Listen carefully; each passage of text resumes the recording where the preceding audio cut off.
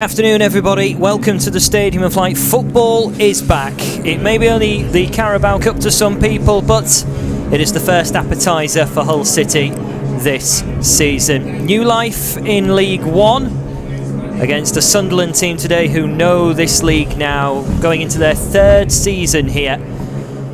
And at the Stadium of Light there is no fans, sadly, but maybe just the first opportunity for a sense of normality returning to football. September start for the new season, a little bit delayed, but hopefully there will be no interruptions this season compared to last.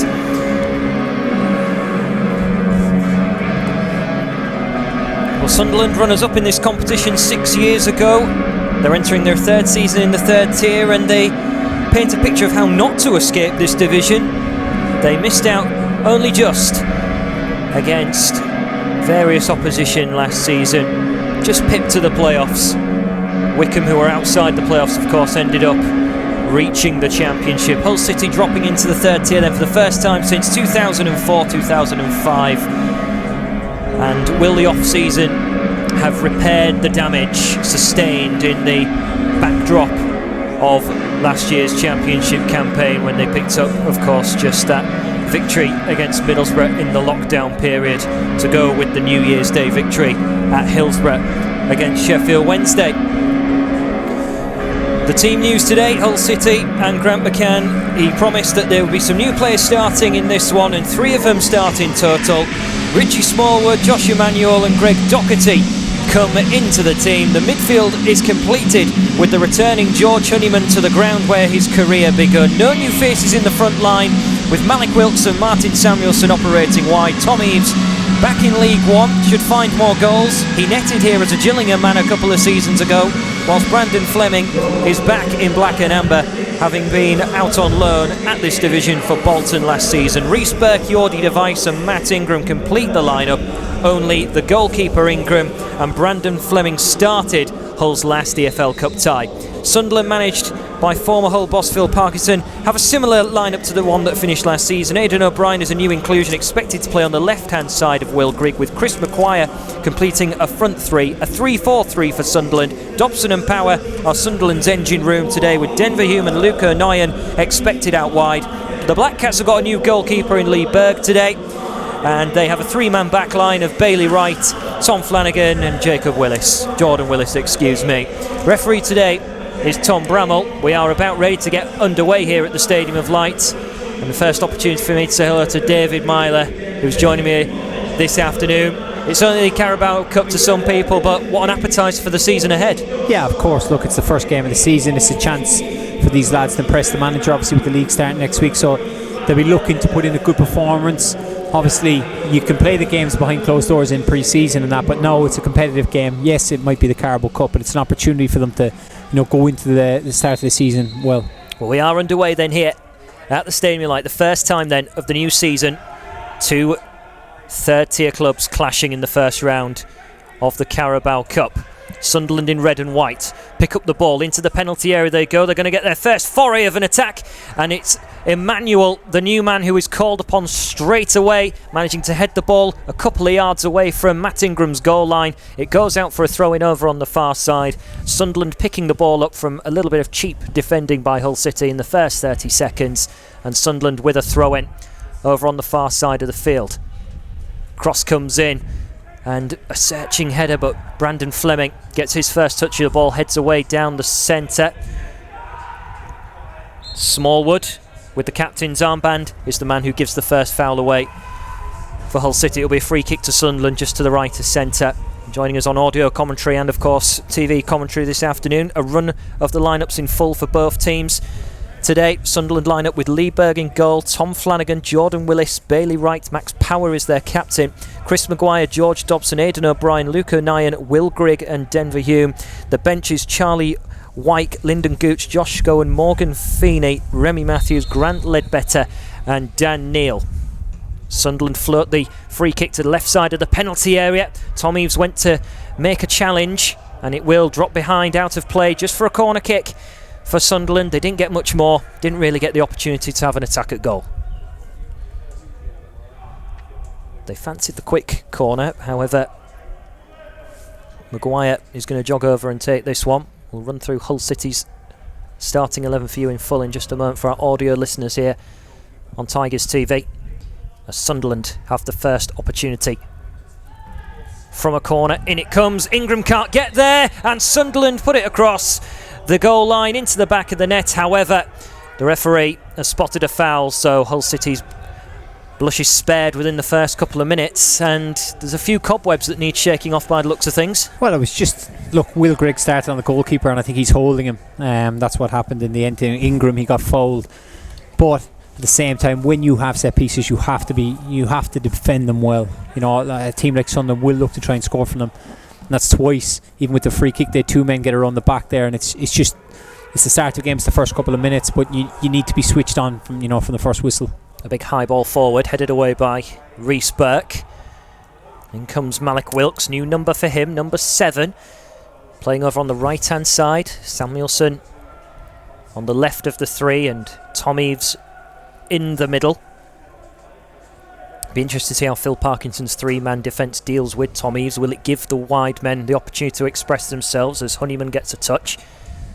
Hull City try and play it into the middle. Richard Smallwood a little bit flat-footed as Hull City now gain possession. Greg Doherty with his first touch hits the lush green turf of the Stadium of Light pitch, and it will be a free kick just inside Sunderland's half. And it's the first time Hull City can explore and put an attack together. Wilkes was loading up for a shot at goal from the edge of the penalty area, but Sunderland collect and they'll clear away with Flanagan. Up towards Will Grigg. Knows how to score important cup goals. He did that for Wigan Athletic against Manchester City when they went on their cup foray not too long ago, when they had their giant killing. There won't be a giant killing here today. These two very much even on paper. But as we were saying before kick-off, David, this is going to be a good place marker to see just how Hull City may fare in League One, because Sunderland are one of the better teams, one of the stronger sides on paper. Yeah, look, they've knocked on the door for the last 2 years. Obviously 2 seasons ago, losing the playoff final, and then like last year, obviously last season, which is still this year with the pandemic and all that, of course, they were there and thereabouts for playoffs. So this will be a good benchmark for Hull to see where they're at. It's just important that Grant McCann can get his team to probably build on some performances and get some confidence back into the team, because obviously we all know that they had an abysmal run towards the end of last season, so they'll be looking to build on going forward. So a result today would be massive.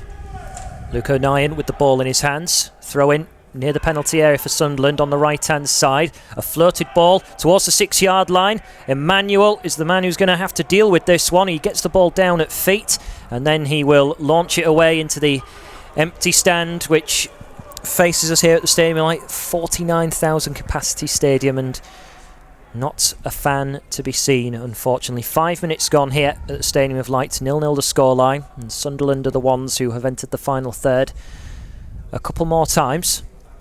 Yeah, it just seems that Hull need to just settle down. Like, you could see the throw in there on the far side. There's 2 players sprinting out. They're so eager to win the ball, but they end up getting done by 1-2, and a cross comes in. Luckily enough, obviously, Emmanuel was alert to it, was able to prevent the danger. But again, look, in it comes, and Will Grigg might get the chance to shoot at goal. Hull City cannot clear, and a shot literally from about 10 yards out, dead centre. It's normally the bread and butter stuff for an attacking player. Sunderland put it wide, and what a chance to squander so early in the game. But again, it's just a simple 1-2 on the far side from a throw-in. They get down the side, pull it back, the ball falls. Grigg is alert to it, gets a touch. Maguire will be kicking himself that he's not scored. A little bit of rust then in his shooting boots. Top scorer last year for Sunderland in all competitions with 11 goals. He's got 20 and 84 as a Sunderland player. So he certainly managed to find a few more in comparison to his previous season. Emmanuel goes looking for Honeyman on his return, of course, to the Stadium of Light. He gets his first touch inside the box. It runs a little bit too far. It'll be a goal kick, and the first opportunity for Lee Berg, the new Sunderland goalkeeper arriving from Coventry in the off-season. First opportunity for him in a fluorescent green-yellow attire. Sunderland are playing from our left to right in this first half for our audio listeners. Aidan O'Brien another new man brought in from Millwall, plenty of championship experience. Is he going to be firing goals in to take Sunderland back to the second tier? We will be finding out as this season goes on. Max Power with the captain's armband plays it left.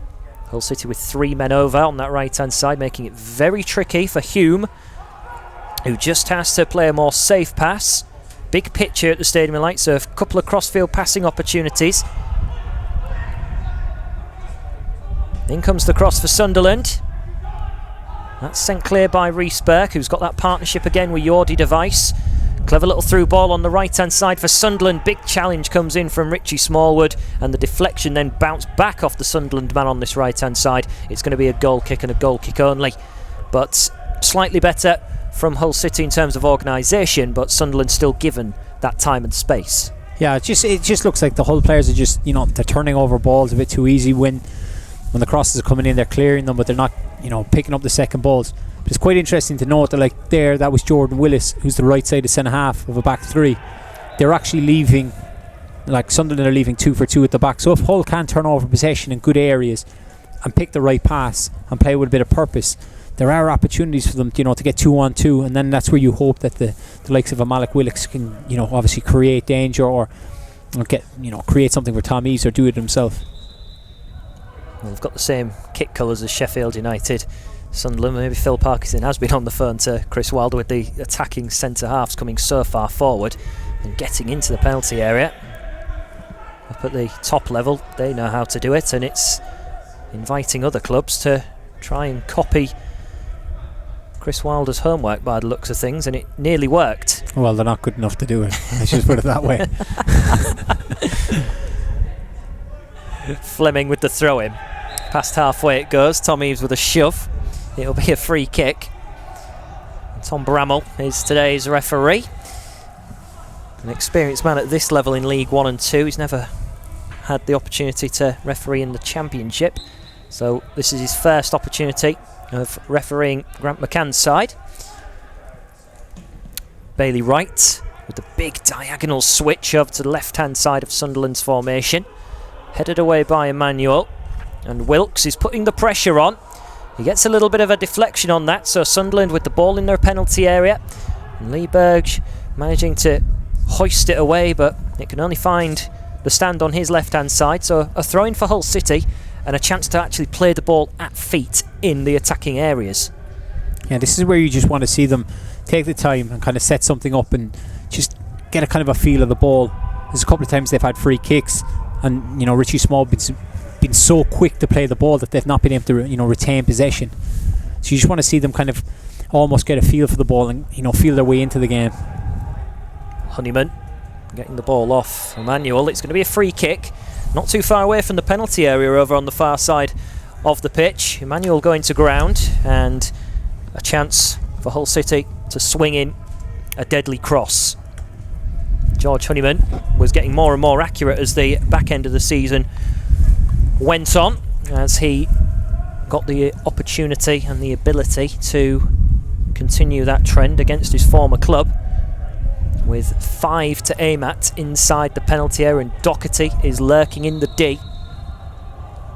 Only one man staying up for Sunderland up at halfway, so Brian, as the cross comes in, Eves' glancing header, it will trickle harmlessly away from Sunderland's goal, drops behind for a goal kick, but plus points at least. Hull City actually found a man in black and amber, and the first opportunity goes astray for Hull City with no real danger done.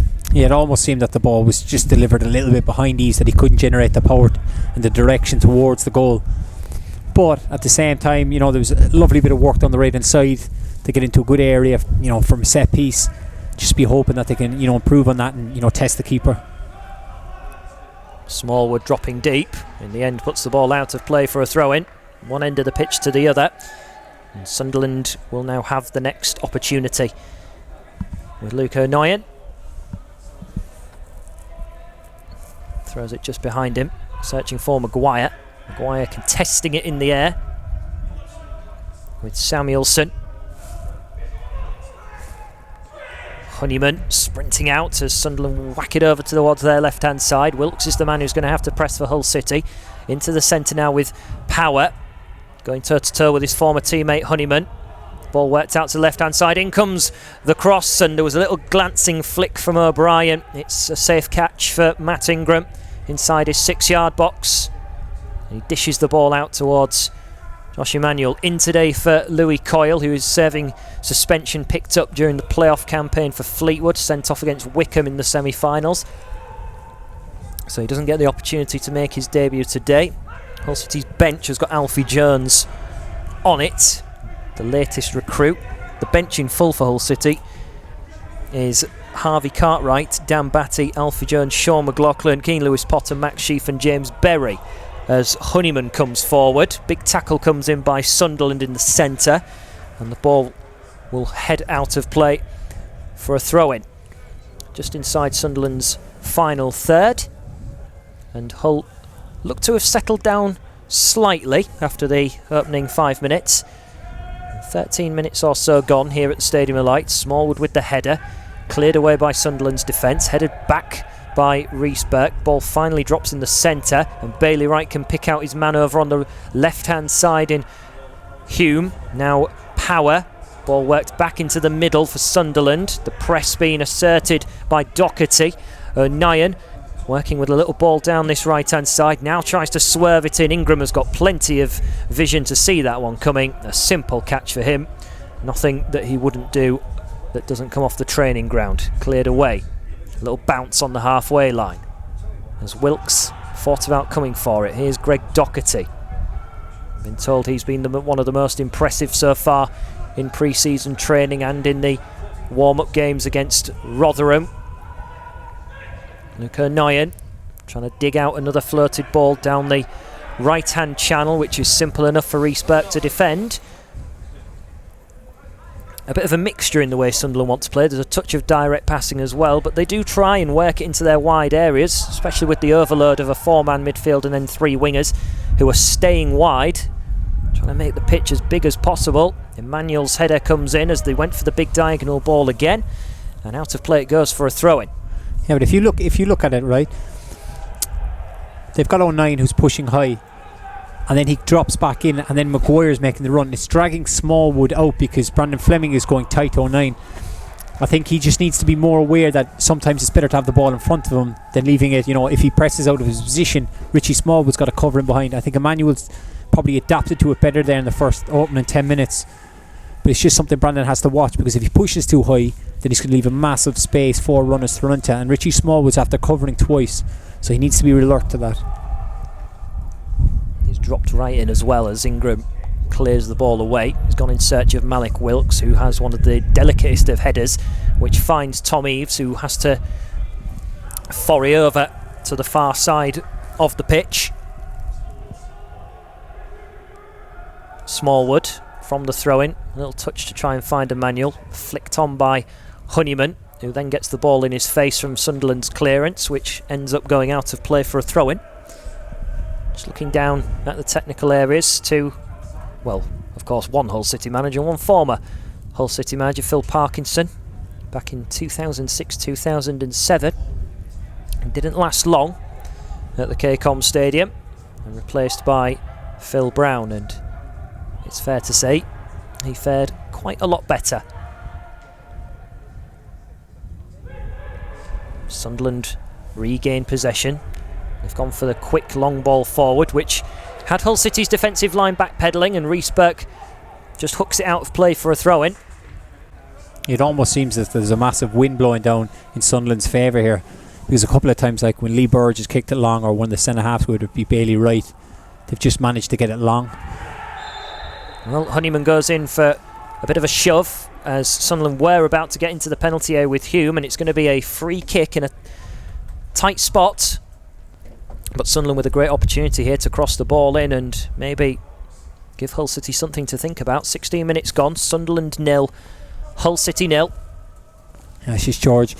George is a bit too eager to win the ball there. It's almost that one when you come back to your former club, you're so desperate to beat them and do well that he ends up conceding a foul when inevitably the player's going nowhere. He's just going to, the ball looks like it's going to run out of play, but he puts his team under pressure.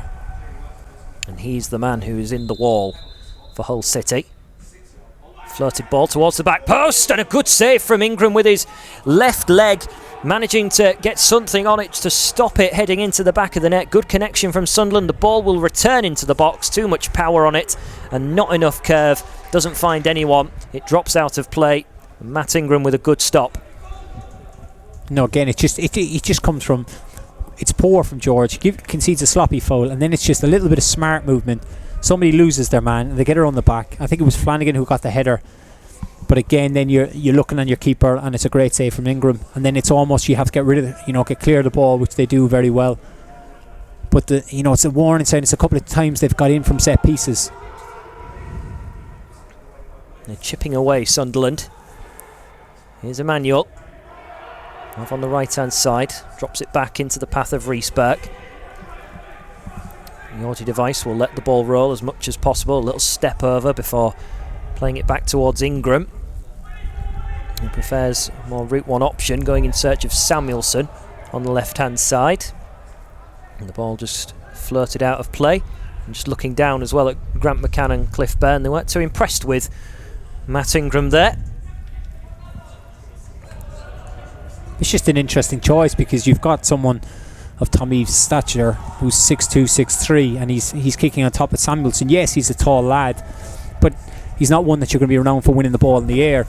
The same with Malik Willicks on the other side. It's kind of like hit Eves and play from there. Nyan with a diving header, wanting to try and move the ball into the penalty area. And Brandon Fleming with the block, and Sunderland's attacking opportunity breaks down. 18 and a half minutes gone here at the Stadium of Light. Sunderland 0, Hull City 0. And Sunderland are chipping away with a couple of chances, and Ingram involved early on. And then a save with his leg has kept the score at 0-0. Doherty, first chance really for him to express himself, carrying the ball forward. Ball finds its way to Emmanuel, now Smallwood. And Smallwood looking to play it back to Emmanuel. That's a bad place to lose the ball. Doherty though regathers, and Smallwood will look to try and bring this up the middle. Now with Honeyman. Hull City just need to regain some composure. Riesberg playing it across towards Yordi Device. He's looking to travel forward with this. Into Samuelson, who's dropped right into the middle this time. Back with Smallwood. Hull City haven't really had a big spell of possession. It's been very much Sunderland in the first 20 minutes of this match at the Stadium of Light. Hull try and clear it to the right-hand side. Give it away, so Sunderland pick it up inside Hull's half. Power looking to try and play a through ball, and it will be simple enough for Emmanuel. No real pressure on him. Just a little short ball into the path of Smallwood. Gives it back towards Riesberg. In turn, he gives it to Ingram, who's in his 6-yard box. And now he drives it away. Again goes in search of Samuelson, who did much better with that opportunity. Eves trying to get it at feet. This time Bailey Wright is the winner of the contest between he and Tom Eves. Yordi Device with a free header. Slightly unfortunate, gathered by the Sunderland man in the middle. O'Brien gets the ball down. Will Grigg trying to help him out in the centre. Over with Flanagan. Immediately looking for the ball down the line. Headed away by Josh Emmanuel, who for me has been, of the trio of newbies, certainly been the better player, as Sunderland get a free kick, which is certainly frustrating considering the position it's in, about 35 yards from goal on the left-hand side. Yeah, it's very soft. Like Emmanuel wins the header, but it's almost as if the player's trying to buy the free kick, and I think the ref's fallen for that, really. That was my frustration with it.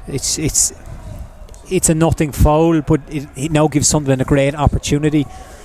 But again, going back there, a couple of good little spells of possession. It goes forward to Tom Eves, and he's got to do better at holding up the ball, because if he can hold it up, they're almost 3 for 3 at the back.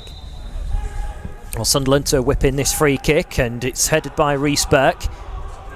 And sprinting out was Malik Wilkes, and he's managed to win the throw-in as well. Good pressure from Wilkes, who's just temporarily on this left-hand side, and now switches back with Samuelson. Hull City with the throw-in, so Fleming with the ball in his hands. There's not been much animation and instruction from either technical areas so far. Both managers watching on, arms folded, looking for the fine details that could really make a difference as this game wears on. Sunderland had a good run in this competition last year, reaching round 4. Oxford United put a stop to their quest, as we said earlier, reaching the final back in 2014, beaten by Manchester City. And Sunderland managed to win it back as Honeyman lost possession. A little dribble attempt from Hume over on the left-hand side comes to nothing, and Hull City get the throw-in. Emmanuel just chucks it in towards Rhys Burke, sends it up looking for Tom Eaves.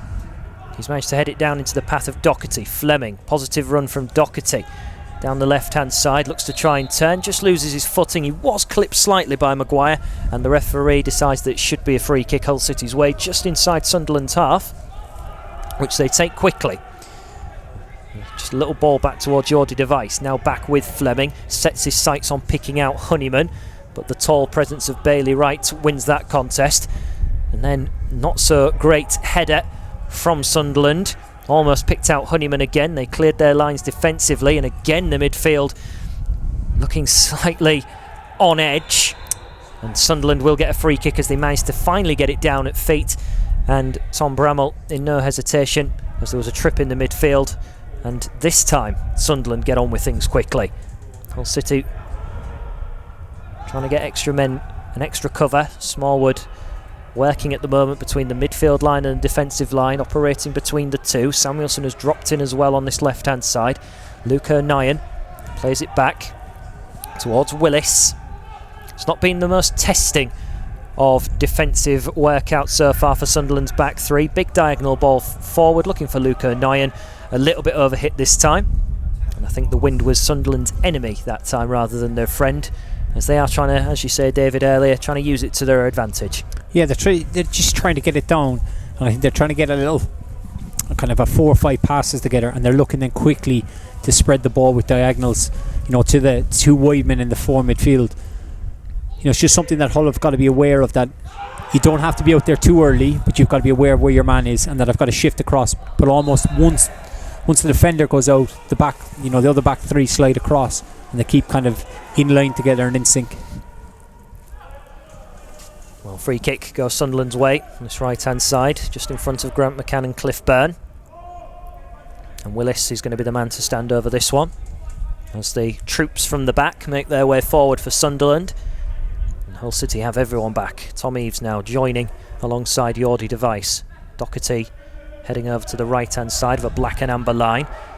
They won't be called upon just yet, as the ball was taken short, and it comes now into the penalty area. Manuel jumped, and in a slightly more clumsy coming together in the air, they managed to win the battle. Hull City's number 12. Well won by Smallwood, drops into the path of a Sunderland man. It was Chris Maguire, and then Sunderland look for a free kick, and they don't get one. So Hull City now with the opportunity to maybe counter away with Doherty, who has got a little bit of pace in his legs.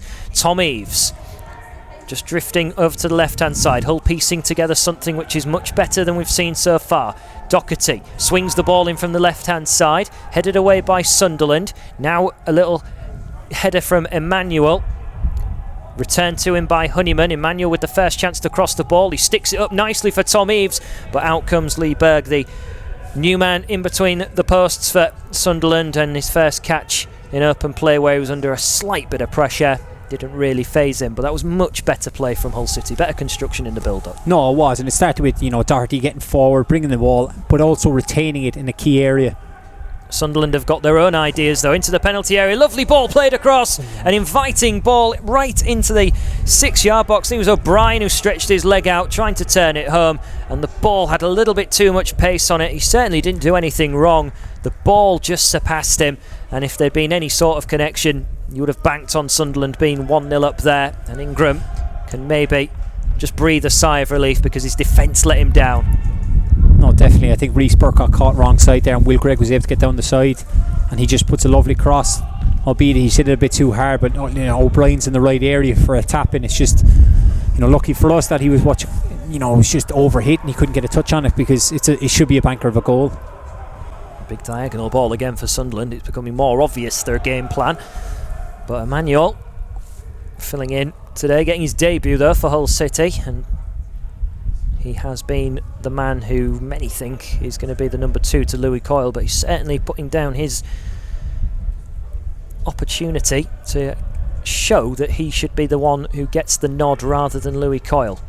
It'll be interesting to see what the EFL Trophy lineup is in midweek when Leicester's youthful prospects head to the K-Com for Hull's first participation in that competition since 2004-2005 when Hartlepool put them out, and they've now headed in the wrong direction down towards non-league. Sunderland trying to play it forward, and the ball will run through harmlessly out for a goal kick. There was no real urgency and nobody really switched on. 27 minutes gone for our audio listeners.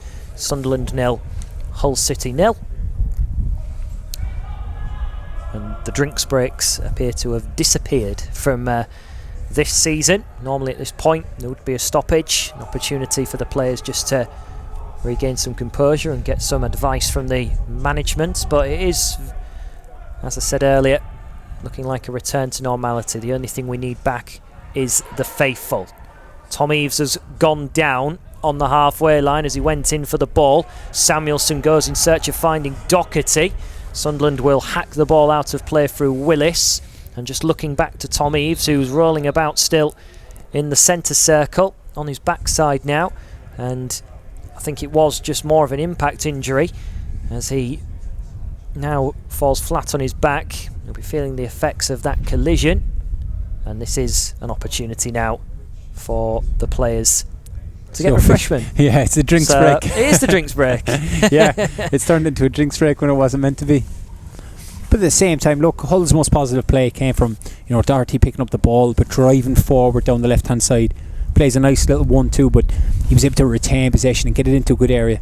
His cross, he tried to stand it up, it wasn't perfect, but then you could see what Grant McCann is after. Manuel was high up, was able to pick up the second ball and sustain the attack, gives it out to Honeyman.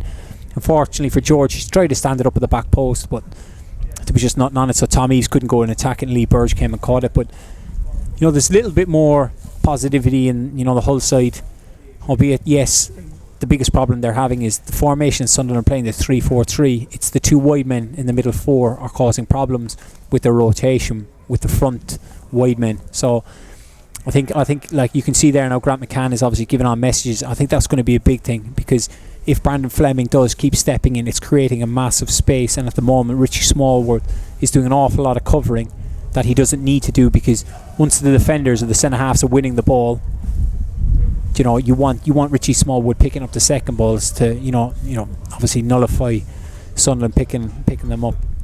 But it's been better since the opening thing. Sunderland did start better, but Hull are starting to get back, or get into it and starting to get something going. Well, Tom Eaves is making his way slowly but surely over to the touchline. Well, they often when somebody goes down, you always look at the assistant coach or the physio or whatever, and nobody's sprinting back from the subs that are warming up, so it looks like he'll be okay to continue. We've got Keane Lewis Potter on the bench. Oh, just as I say that now, and here he comes. I've jinxed myself. Keane Lewis Potter's now about to come on. I think that's 2 jinxes to 1 to me at the moment, isn't it? Yeah. We had the drinks break, now Keane Lewis Potter's going to come on. Tom Eaves is hobbling away down the tunnel, and Keane Lewis Potter maybe slightly they must have earlier than he expected will come in my on. defence, they must have known straight away that he wasn't, that he was going to have to come off, because I looked down and there was 3 warming up and I didn't see anyone shooting back to get stripped. So, but it's obviously a shame, especially with McGuinness being away on international duty, that you kind of got that vocal point. But Hull will have to change the way they play, because with an Eaves or McGuinness or whatever, that you can play long balls forward. But now they've changed. Lewis Potter's gone on the left, and then Samuelson's gone through the middle, so you can't really be hitting those direct balls. We've got to play nice intricate passing through the thirds.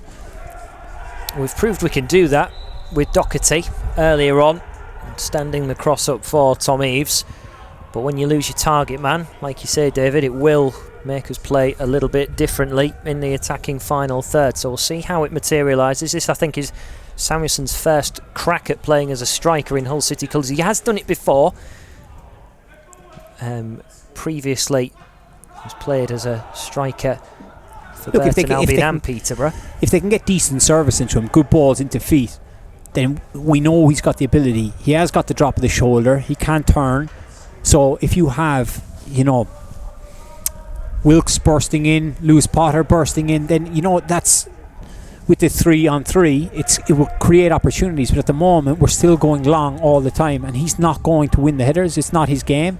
Well, Keane Lewis Potter manages to win it. Samuelson trying to apply some form of trickery down the centre, but he just lost the ball, and Sunderland in the end can breathe a sigh of relief.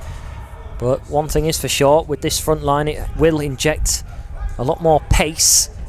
Can Hull City find the formula? Can they find a through ball perhaps to maybe unlock this back three and those low crosses potentially?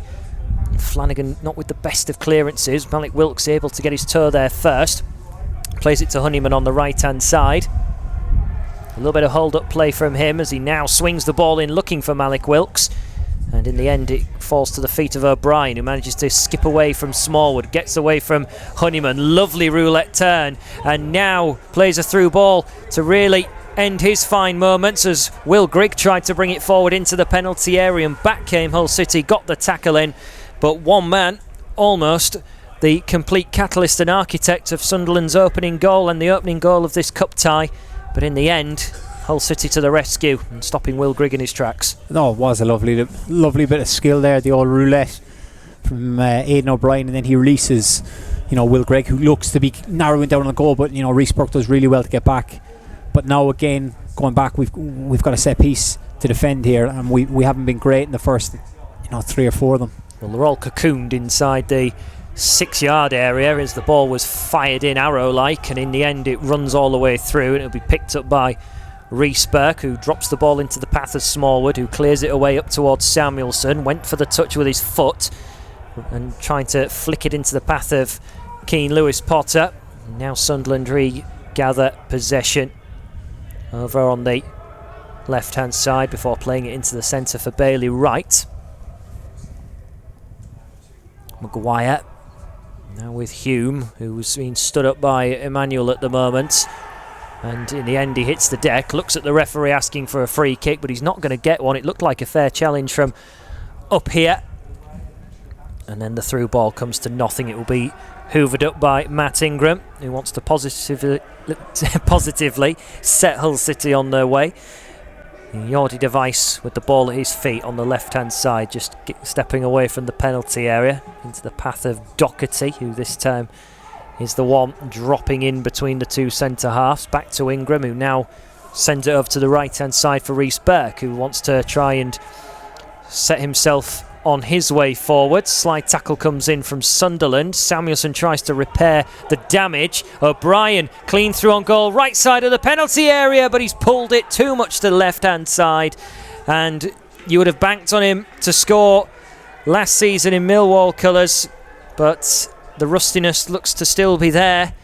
The new signing had his moment, and 10 minutes before half time he should really have hit the target at least. Well, he should have hit the target, but I'm not sure if he's a prolific goal scorer. I've been fortunate enough to play with him with Ireland, but at the same time there, I was very impressed with Jordi Device there.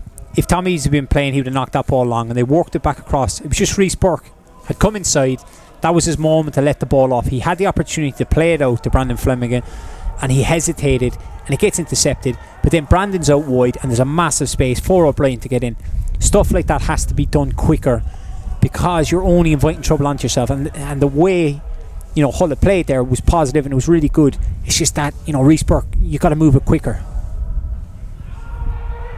Well, the goal kick is returned by Sunderland, and Jordi Device got enough on it to send it back towards Matt Ingram. A bit of a stumbling kick back towards Matt Ingram in blue today. No George Long, of course, at all. Harvey Cartwright on the bench. It would be his debut if he had to be called upon. And Hull have made one change already this afternoon. Keane Lewis Potter on for Tom Eaves in the first half. Sunderland still have all their bench at their disposal. 36 minutes gone here at the Stadium of Light. Sunderland 0, Hull City 0. And Sunderland have had one or two better chances and have at times really. I think it's fair to say they've had the two best chances. The header and obviously O'Brien going through there, but it's on the balance of play, it's been pretty even. After the first 5-10 minutes, once Hull gained the confidence, got into the game. Doherty down towards Lewis Potter, picked up by Sunderland again, and Brandon Fleming comes in with a strong tackle on this left hand side. A little bit of appraisal from the gaffer. Sunderland just play it back towards Bailey Wright. Sunderland just slowly but surely bringing this ball out of their defensive line. Samuelson the first man to engage some form of press. And Sunderland still slowly making their way up towards halfway on the right hand side of their back three with Bailey Wright. Big diagonal ball sent across. Power will now try and flick it through, and Josh Emanuel is there again, able to mop up and clear the ball away. The ball looks to have just strayed out of play. The linesman's got his flag up over on the far side. Would have been the tightest of spots. And Sunderland now with an opportunity to maybe get the ball into the final third again.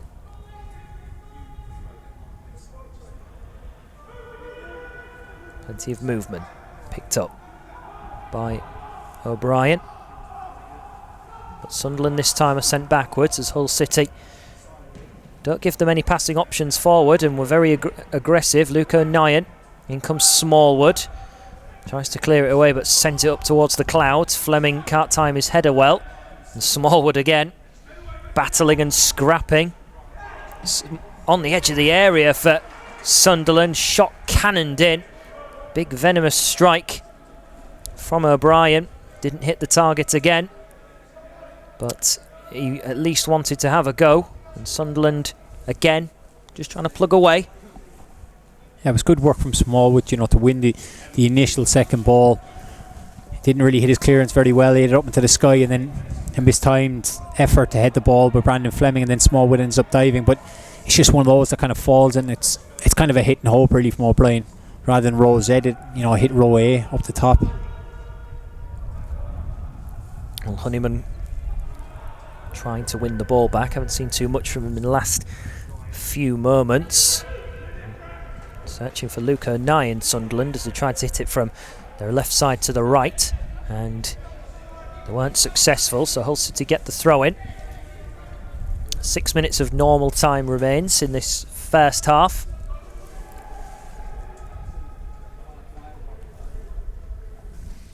Brandon Fleming just waiting for the ball to come back towards him in no rush. Of course, made his debut for Hull City in this competition, playing as part of a back line at Bramall Lane with Robbie McKenzie. Adam Curry was in that team as well, and it was the first opportunity for him really to get some minutes under his belt, and he has carried on the trends of when he first started, really just positive, trying to keep it as simple as possible. A little bit of game time at Bolton last year will have done him the world of good. Headed by Luke O'Nien. Then a first time hit ball over the head of Keane Lewis Potter, who's set chasing. Out of play it goes for a throw in. Samuelson leaving this one for Fleming. Smallwood trying to play it into the centre. A little block comes in over on this near side from where we are here at the Stadium of Light. And Hull City not really testing the goalkeeper in this first half. He's only had to gobble up a couple of crosses, nothing else really to note. Fleming pushing well forward, trying to win the ball, and in the end he's slow to his feet, but there's not a lot of damage done. As Emmanuel comes in this time, trying to play the ball down his side of the pitch, and the ball ends up all the way back at Matt Ingram, who takes one touch under pressure from Will Grigg, and that'll be a warning sign for Ingram. Will Grigg lurking all the time, and in the end he got the block in, but the ball bouncing kindly for Ingram. Honeyman trying to play it forwards. Emmanuel over on the right hand side, right by the touchline. Here's Reece Burke, sends it high and hanging up towards Samuelson. Hull City get another throw in pretty much on halfway. It's just the biggest thing for Hull here is they're having 1-2 good passes, and it's almost the third pass is like bobbly and it's up in the air, and it's just hard. They can't kind of get a flow into the game. Obviously it's easy for me to say that sitting up here. You don't know what it's like on the pitch with the wind. You don't know, the pitch might look fantastic on telly or whatever, but at the same time out there it might be bobbly. It looks very dry, but they just need to take that little bit of care, because as you see there, a couple of passes, they get in down the side, and they've got a corner which is a chance coming up to half time, that they can create. Well, it was clever play, and searching through ball for Keane Lewis Potter, and the tackle came in, which means Hull City have a great chance here. Phil Parkinson, the Sunderland manager, will have thoughts in his mind of how Sunderland want to maybe play better going the other way, but are they going to have a hole punched in their defensive ranks? Will Hull City score here? In comes the cross, looking for Jordi Device with a glancing header. There's nothing behind him to help it back towards goal. So in the end, a bit like Tom Eaves' right at the start of the game, it just goes harmlessly out of play, and all the goalkeeper has to do is scamper across, go and collect it, and restart the game. No, I think set pieces for Hull could be massive here, because they've got Maguire, who wouldn't be renowned for heading the ball on the 6-yard box, but there's a massive space in front of him. So I think if Reece Burke or Jordi Reece can get free and get across that like Jordi did there, but time it a bit better, and delivery of course has to be good, there's a chance there for him. And Keane Lewis Potter with a clever touch as Samuelson looked to then latch onto that, and Sunderland just a little bit more under the cosh. But Hull City need to turn this little bit of possession and entrance into the final third into actual attacking chances.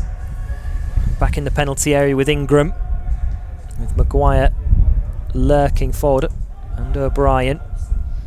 Now Power gathers it for Sunderland on the right hand side of their midfield. They drop it back into Bailey Wright. Looks to have swapped over with Willis, who's now on the right hand side of this three. They've rotated ever so slightly in this first half. Luke O'Nien plays it back towards Wright again. He's got the presence of Wilkes bearing down on him, so it's a diagonal ball played forward. It'll go out for a throw in, and Luke O'Nien just has a little look back at his teammates and will want better service. No, but I think yes, he will want better service. I don't disagree with you there, but it was a good starting position for Malik, that he can get across to Bailey Wright so that he can turn and have the time to pick his pass. So that's more positive. He started a little bit more narrow, he's on top of him, and then Hull end up winning the ball back. Clever feet from Brandon Fleming on this left hand side. Now Keane Lewis Potter back towards Fleming, into Smallwood, who needed a good touch because Will Grigg was right behind him, and he got that. Emmanuel now back into Smallwood. He now launches the big ball forwards. It could find Keane Lewis Potter. The header comes in from Willis, and it heads over towards Flanagan, who has to take evasive action and clear. Fleming will collect again. He'll push the reset button as he gives it back towards Jordi Device, allowing a little bit of shape to be regathered by Hull City. Jordi Device searching for his options now with Samuelson. Two men in red and white around him.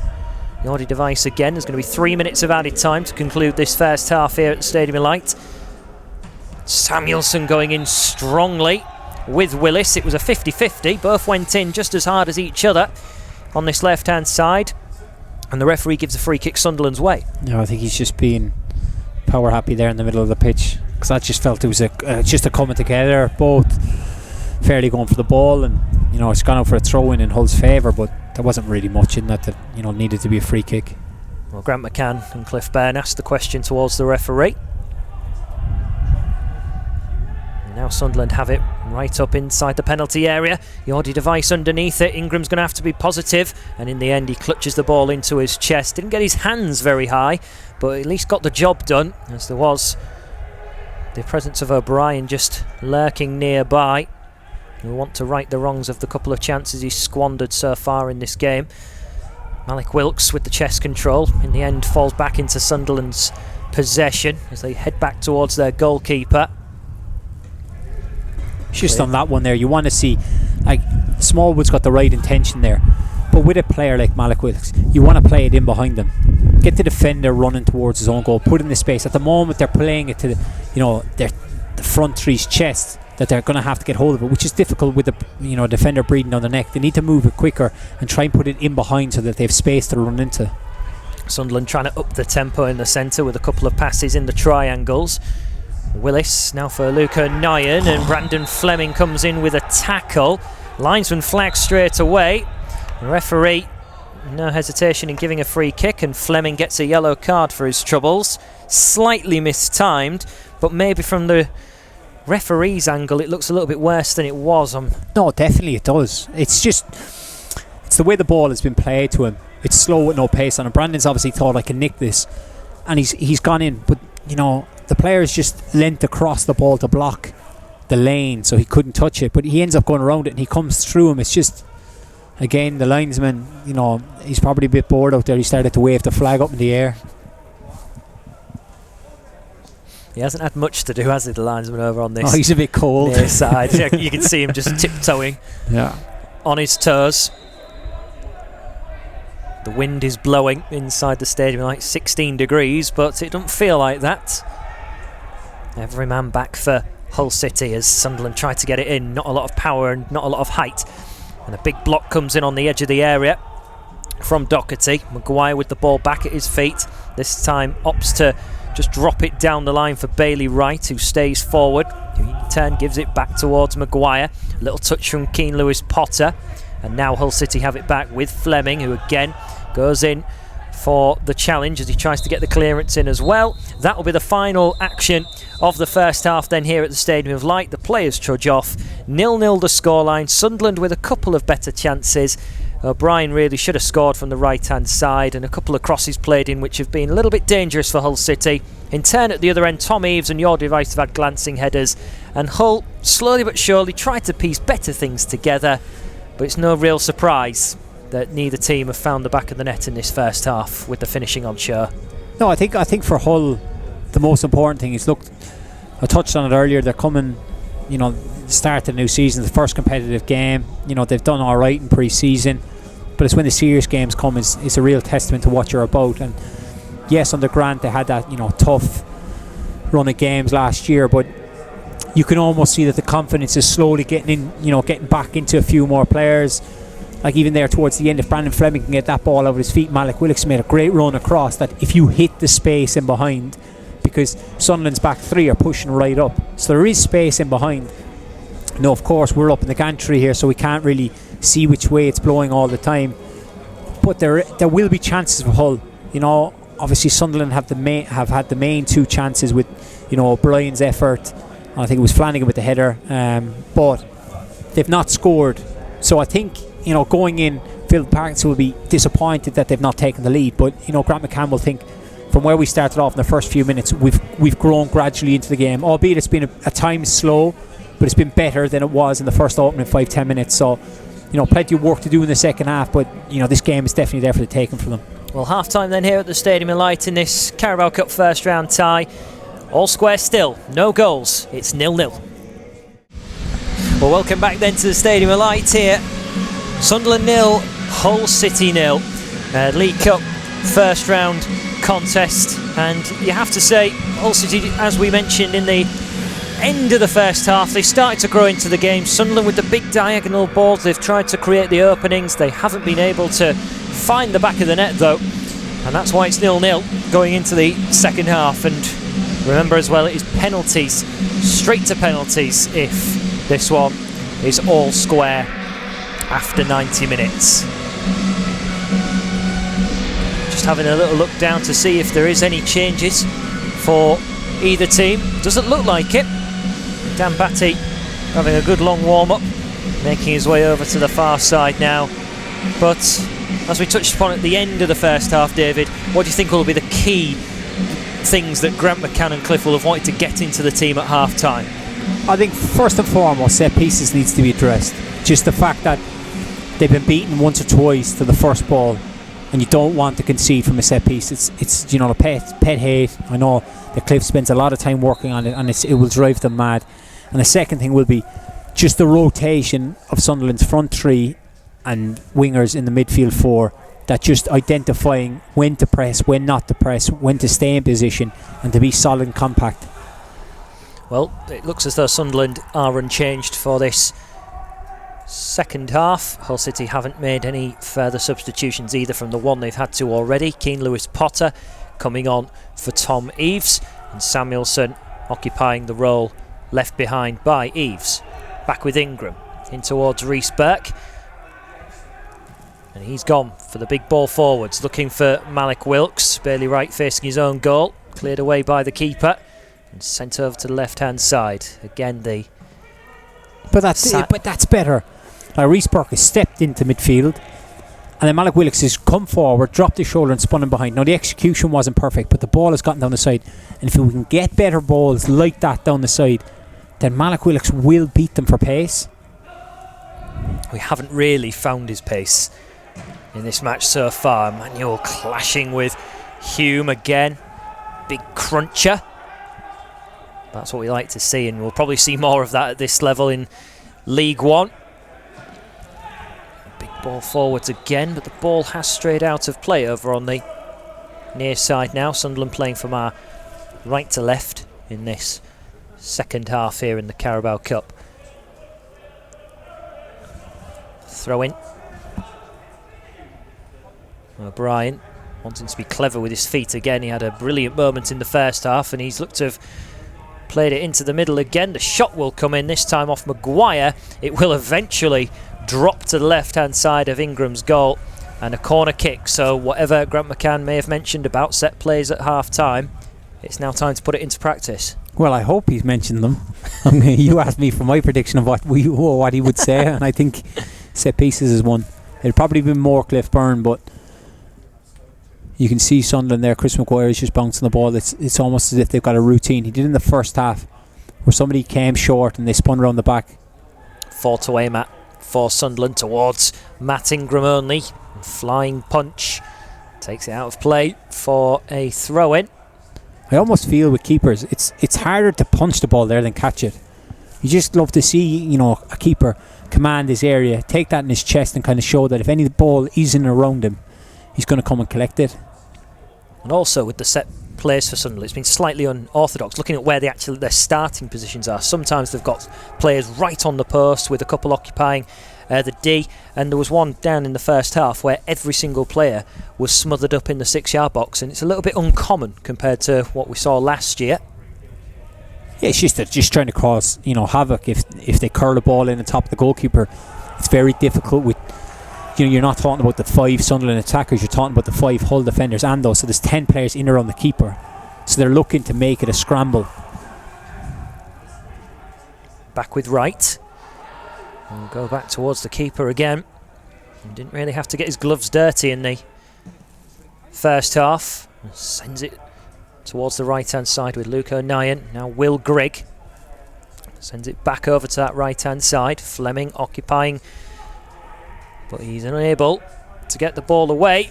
He was caught out, and in the end the header comes in wide of the target from Sunderland as it was floated in. Matt Ingram can see it sail by comfortably, and that's the first warning sign from Sunderland in this second half, being able to work it down that right-hand side. I think important here that Hull don't take 5-10 minutes to get in to the second half like the first half again. Sunderland getting down the side, standing across up. Emmanuel's not switched on. Denver Hume gets in front of him, directs his header just over the bar, but it's a warning sign that Sunderland are looking to push on straight away. Well, he and Will Grigg reaching half centuries today of appearances for Sunderland in a team that has had new signings come through the door since their relegation to the Championship. Ball behind Emmanuel. Reece Burke gives it a big heave-ho. Didn't keep it in time. And that was a little bit sloppy on this near side. Yeah, the referee can't even do that. Back you go, young fella. Throw in. The throw in is in Sunderland's half, and he's 20 yards inside Hull's half. He's trying to take a quick throw in. I quite admire the audacity to try it anyway, because if the referee, the linesman wasn't paying attention, he got away with it. I mean, we've got away with it before, haven't we? The FA Cup final in particular, with that free kick for the second goal. But much different circumstances here. Let's not talk about the FA Cup final. I know. Even though it's 6 years ago, it's still touchy. Alex Bruce and his fouls. Sunderland looking to come forward into the penalty area. Little low ball played in. Keane Lewis Potter dropping back, and then the shot comes in. And Ingram can gobble it up easily. Keane Lewis Potter dropping right back in. Ball out to the edge of the area and returned with no damage done.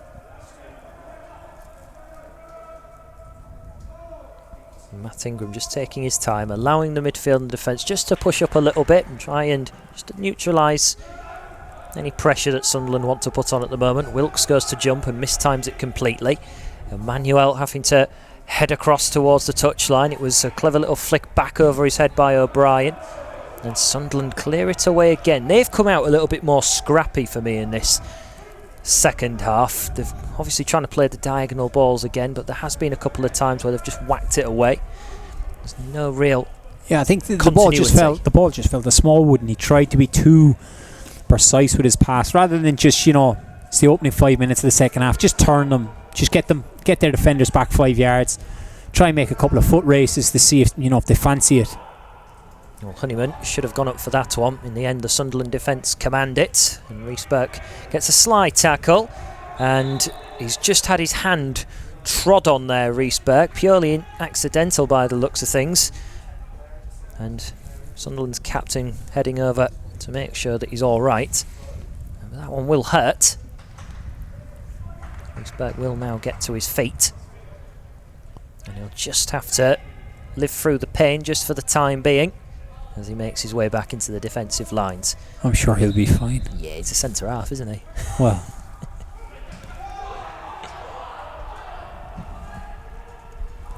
back with Flanagan, who gives it all the way back to Lee Burge, the Sunderland goalkeeper.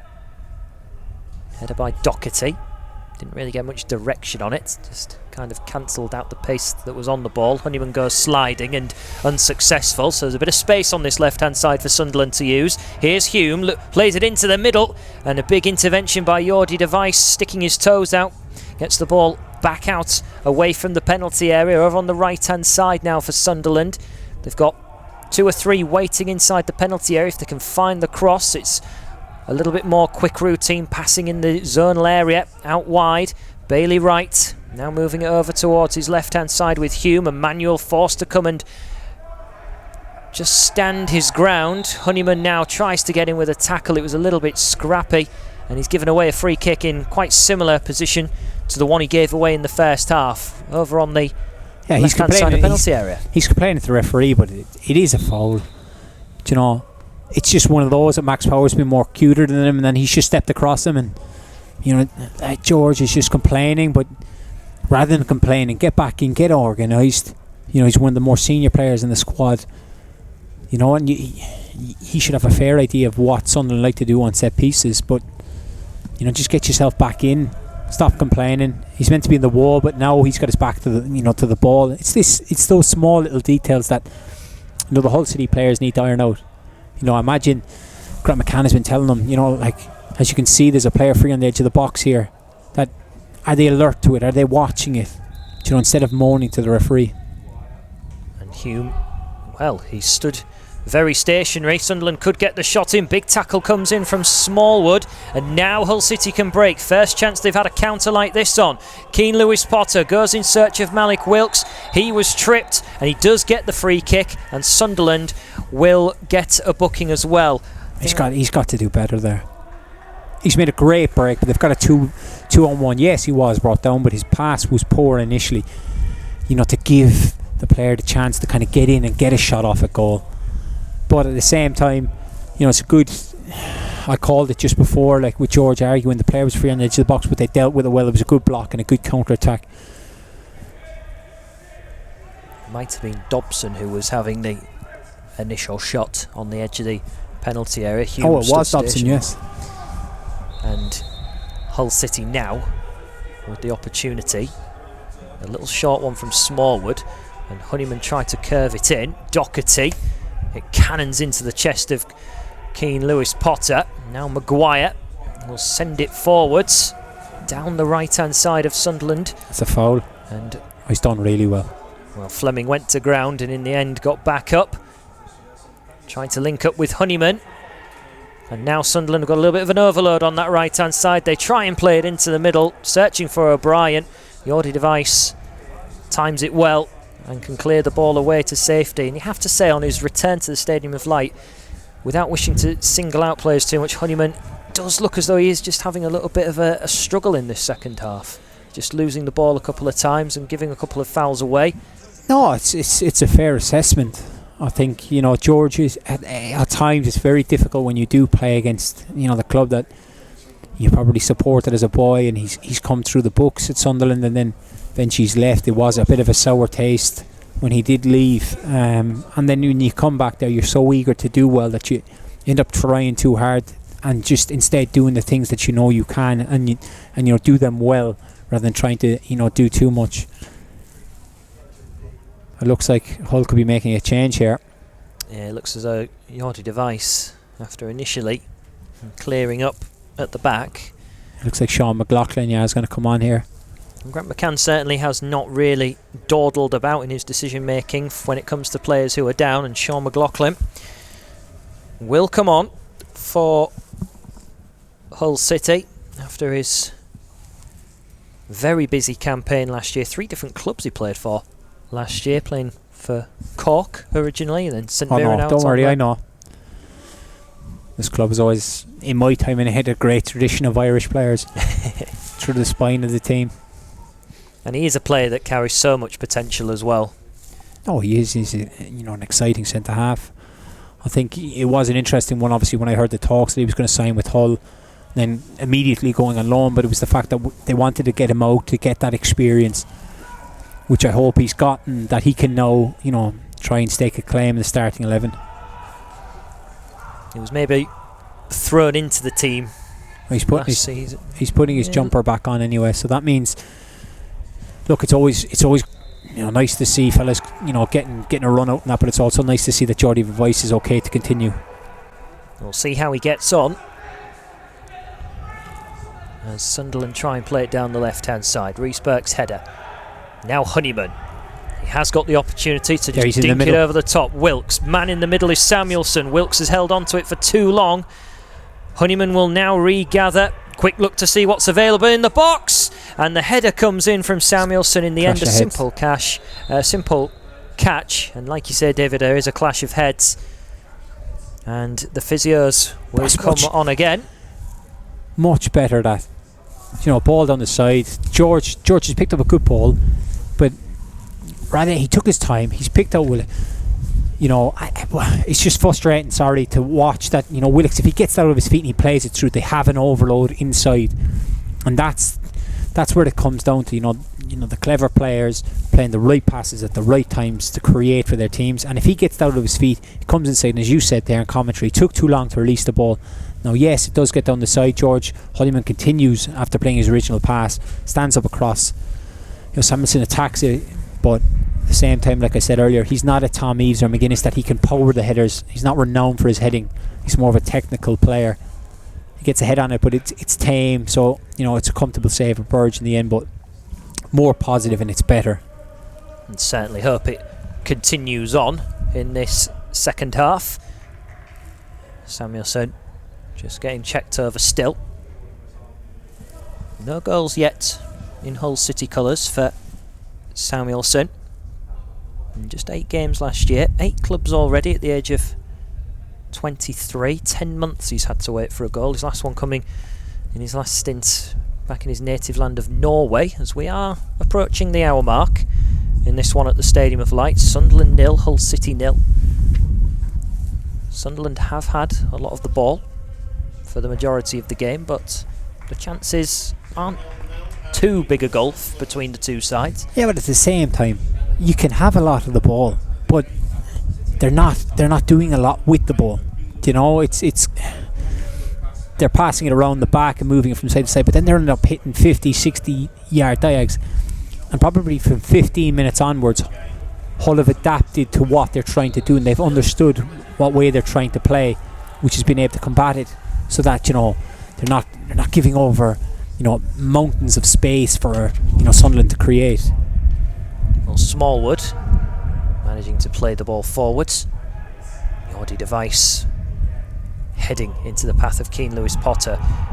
Malik Wilkes over on that left-hand side this time. Now Doherty trying to accelerate forwards, and he asks the question of whether he should have got a throw-in over on that far side.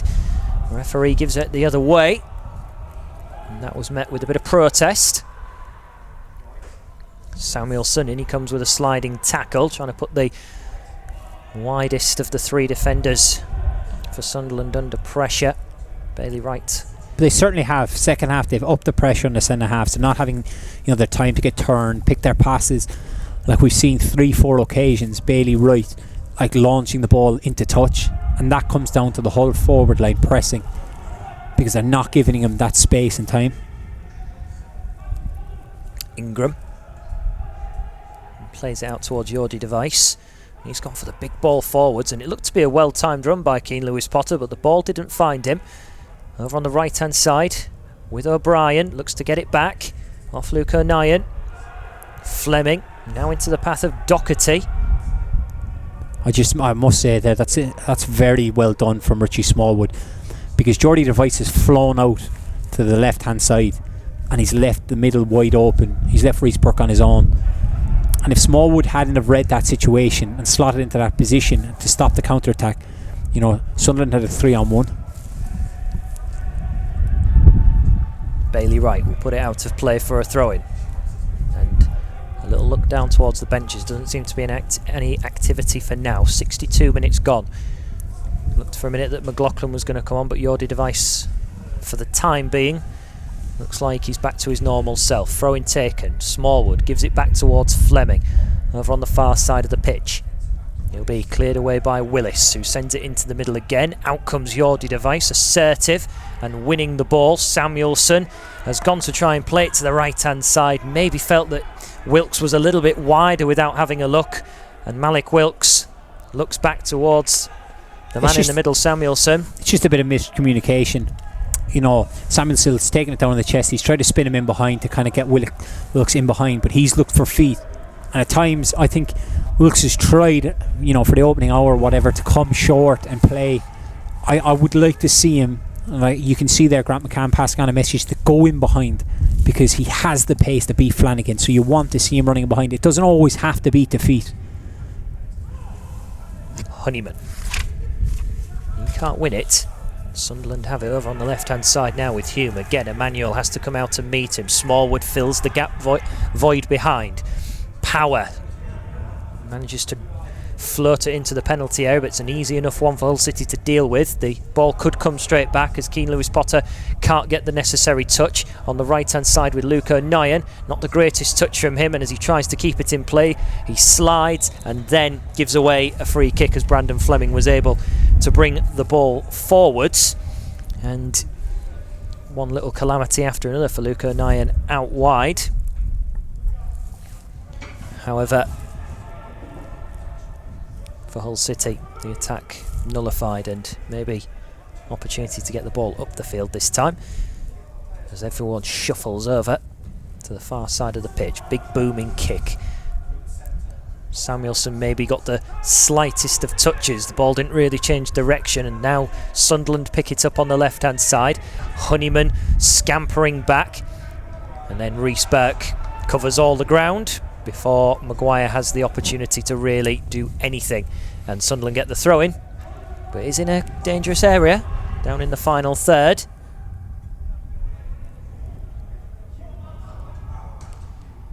Wilkes and Honeyman pressurised, but the ball still finds its way to Maguire. Now in the middle with Dobson, who plays it across towards Willis. Smallwood again looking to pressurise this time rather than sitting in, and the ball is forced forwards, and in the end Sunderland can't do much with the ball, and it was met with admiration from Grant McCann down in the technical area that Sunderland squandered it so cheaply. Yeah, it was just good pressure in midfield, but going back to the original part where the throw-in is, it's just simply too easy. They're playing like throw-ins. It's not as if it's in deep in Sunderland's half where you're trying to protect the lead, so you leave them play out.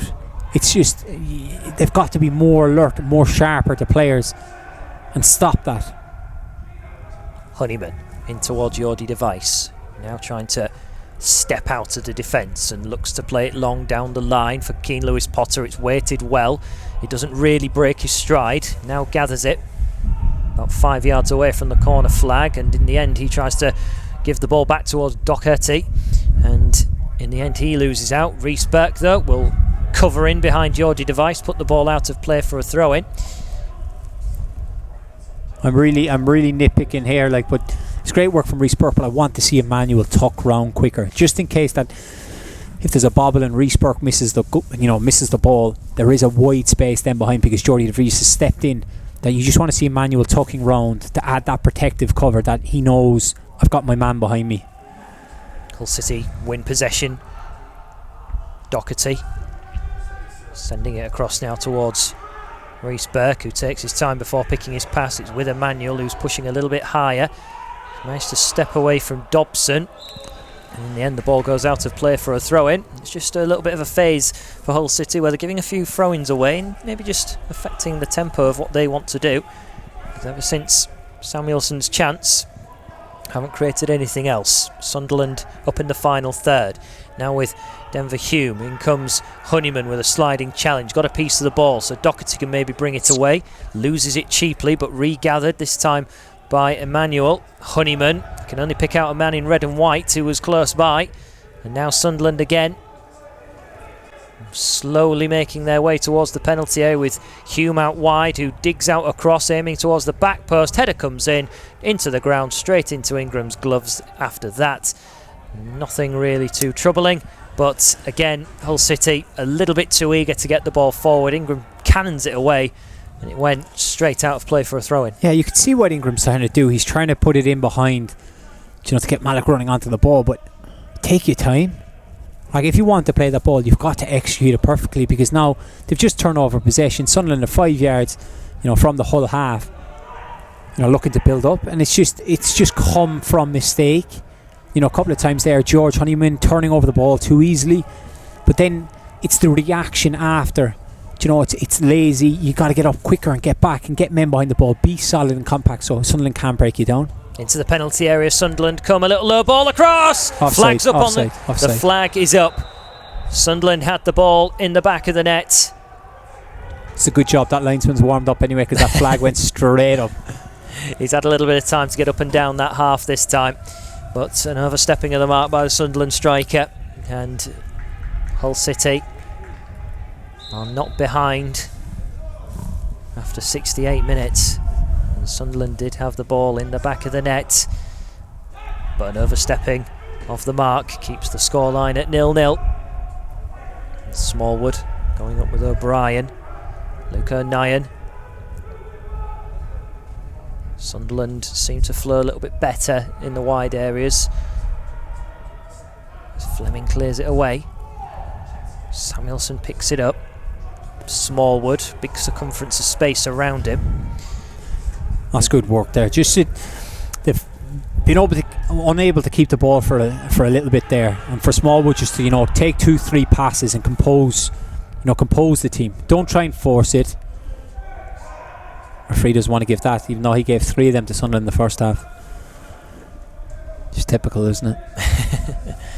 Flanagan back towards the goalkeeper.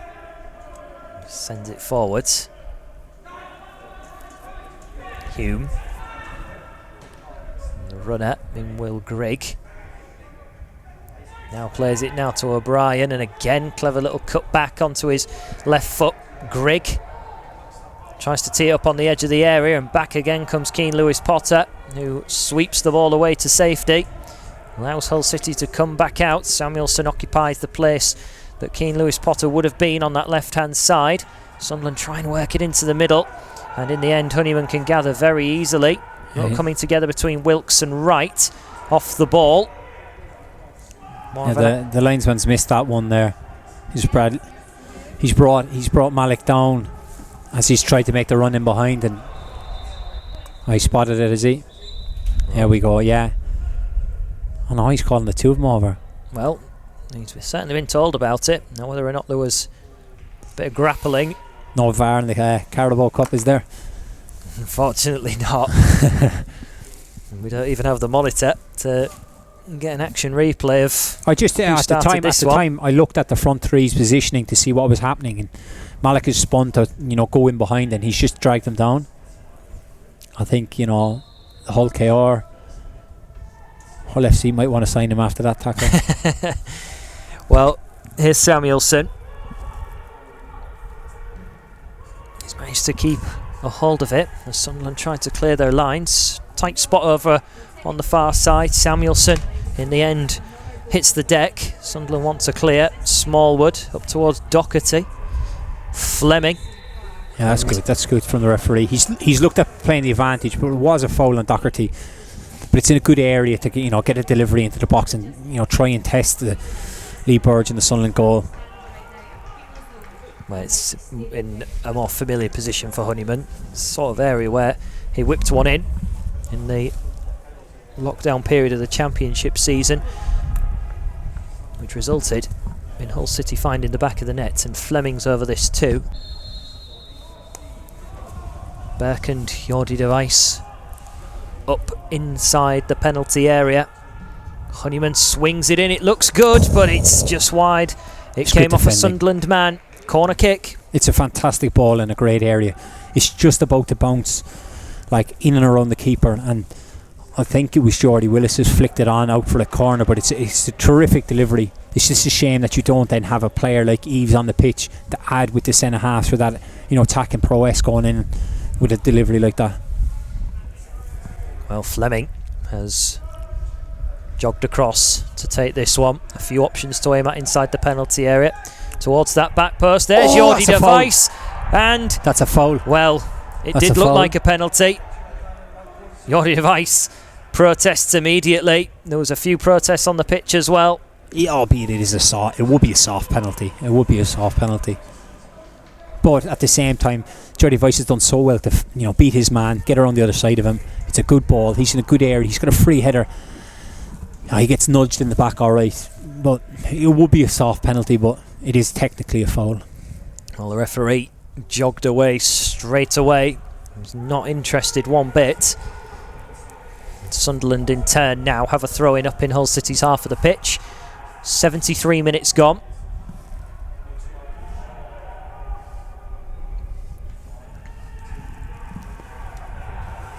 Back on halfway. Attempted ball down the line here for Will Grigg. There is an extra man over in Luke O'Nien. Ball comes in, easily cleared away by Jordi de Wijs. Big left foot swings it away. Doherty, now headed by Samuelson. It's a decent looking ball down the line for Malik Wilks. Can he hold it up and spin away from his man? He can't. Good defending by Sunderland. But Hull City with a throw-in. The game just starting to open up a little bit compared to earlier on in this match. That's always the case, though, isn't it? Really, with the start of the season, the end of pre-season, players aren't at full match sharpness. There's some probably tired legs out there. You see there when Sunderland break down the side, players are struggling to get back. It's always that case with pre-season or the start of the season after. Well, Sunderland pick up a loose pass in midfield by Hull. Hume into the middle for Dobson. Sends it back towards Bailey Wright, who's got all the vision to see who is placed where. Willis down the line for Will Grigg. A little bit too strong. And that was fortunate for Hull City because Brandon Fleming was much higher up the pitch. And he has a little look, doesn't he? He's got his hands up because what he's doing is the lads are obviously complaining to him that he's pushed too far forward to close down O'Neill out on the right side. But when he does that, he leaves a massive space, and Sunderland's rotation between the front three is quite good, where in that occasion was Will Grigg runs forward. And on another day, if it was 4 or 5 months down the line, when Sunderland have played 20 games, they might get punished for this. Honeyman. Little turn away. Trying to keep things calm and composed. Here's Emmanuel. Sunderland are getting Charlie Wyke ready to enter the field of play. Fleming. Now Keane Lewis Potter, who can spin away easily into Doherty, who's got a lot of pitch to travel into. Oh, and God. Well, the ball went underneath Malik Wilkes' right boot. It just looked like Malik was trying to make that darting run inside, expecting the ball to go behind the defender on the blind side. But Doherty's chose to play it outside, and it's just, it's very unlucky. It's frustrating because if that ball had been playing right, he would have been straight in. But again, Keane, Lewis Potter there, picking up the ball, spinning his man, and then driving forward, which was really positive. It's almost the players are recognising themselves in the game that we can't be playing the long balls into, the Tom Eaves type to hold up. With these front three, they're more, down the side, or if you can get it into the wide areas, 2 feet early, where they can turn and face up the defender, they can go one-on-one. But it's better, it's positive. Well, 2 changes for Sunderland. Lyndon Gooch coming on and Charlie White coming on, so a bit of freshness in the higher areas, and Maguire making his way off with O'Brien. Charlie White 6 goals last year in 30 games. And Lyndon Gooch, who made his debut in the League Cup for Sunderland in a 6-3 victory over Exeter, makes his way on as well. Hull City with a throw-in higher up the pitch. 13 minutes of normal time to go. Remember, there's no extra time. It will go straight to penalties if these two can't be separated. Wilkes looking to spin and turn, and Hull City get the corner. They haven't had too many. They've not, but they've huffed and puffed around the box. A couple of glancing headers, and there's been no clear-cut chance. Sunderland have had 2, but you just want Brandon here now to put the ball down, take your time. He'll probably have a signal with 1 hand up or 2 hands up to what they're going to do, what they've worked on in training. But you just want to see it executed. You saw Jordy Device the last time got freer on the back. Fleming with that arm up, sends it in. Jordy Device was the man careering in, and Honeyman with his back arched sends the ball careering over the top. But Hull City are trying to just have a few chances, aren't they? A bit of a hit and hope there from George. I think we'd have all tried the same as a players. Like, if it had fallen to you on the edge of the box, you see your name in the headlines that I'm going to put this in the top corner, but it doesn't always work like that. Up goes Jordy Device with a brave header. Sunderland gather it though in the centre. It's got a bit of fresh legs now in their attacking endeavours. Ball played over to the right hand side. Luca Nyan, who's got forward again. Fleming over there on that right hand side prevents the cross, and the eventual cross which came in from Sunderland from a deeper area never troubled Matt Ingram or anyone in the box. It dropped straight out of play behind the goal, so it will be a goal kick. It was a good recovery from Brandon Fleming to do what his job is really as a full-back in more traditional method, just stop the cross as Hull City play the way out to the back. Then they send a long ball forward, right, goes towards Burge, who sends it with a lot of spin up into the air, and it lands at Honeyman's feet. Bailey Wright with the clearance. Now with Gooch. Smallwood. Yeah, it's good work from Doherty there to win the ball back, not giving Dobson time. Wilkes moving inside, not once but twice. He's going to get the free kick. Oh, it's just a little bit too much tip-tap-toeing around there. He's come inside with a lovely bit of skill, and then he's got the wind between his legs there. He's tried to do it again, where he should just probably play it into Samuel's feet and go for the return. And he got around, he probably could have got a shot off, or look to create or slip someone in. It's just you've got to know when to do your skill moves and when not to, and that probably isn't the best there. Yes, he gets the foul, but if you turn over possession, Hull have committed 5 men forward, you're then out of the game. So that's 6 players with Sunderland bursting forward. Well, Fleming wanted to take it. He leaves it for Honeyman, who swings it in. Simple header away for Sunderland. And then by Dobson. Might have just caught the back of Honeyman's hand there as he went up for the header. Wilkes can't get to the ball first. It'll be cleared away. Manuel now under a bit of pressure. Slightly hesitant, didn't want to send it back to the goalkeeper in case he got it wrong, and in the end he's managed to win a free kick after being potentially led down a dead alley. He's actually managed to win Hull City a free kick, which will calm things down for them. Less than 10 minutes to go. Hull City still have 2 changes at their disposal, but some younger, less experienced players on the bench.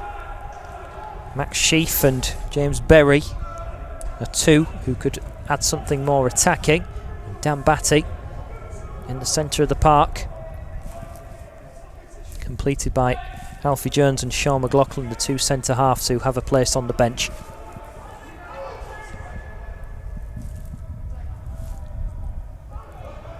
Emmanuel's throwing into the path of Samuelson. Clever turn from Honeyman. He just ran out of room though. The white line was a bit too close. He lost his footing as well, so it will be Sunderland's throw-in.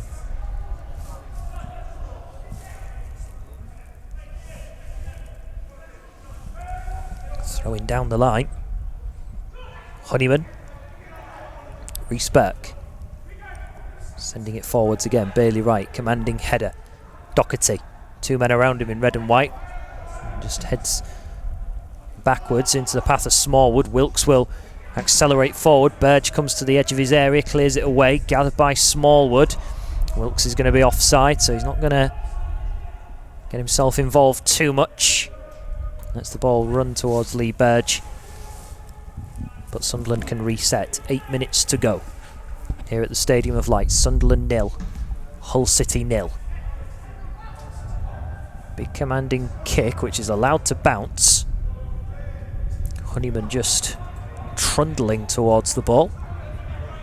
Over on this left-hand side, Sunderland trying to change their game plan a little bit with their more intricate passing. Clever through ball, and the touch comes in, and the shot comes in as well. And Matt Ingram, in the end, makes the save down to his right-hand side. Sunderland have got a man down, though. But even so, right, when Max Power picks up the ball, he sets it off to Denver, who plays it inside to Flanagan, who bursts forward. Malik Willis doesn't react, and then by the time he does, the player's already gone. It's 5 yards, who then the next player has to step out, which inevitably was one of the midfielders who creates the space. Little things like that Malik needs to sharpen up on, because Grant McCann won't accept that you can leave a player. Yes, we want to see him in the attacking half creating chances or getting goals, but you must also do your defensive part, and that chance came. Now it turns out to be a comfortable enough save, I feel, for Ingram. He gets down low, but it's not a rocket into the corner or whatever. It's more or less down the middle. But little things like that need to improve. But there has been a lot more positive stuff second half from Hull.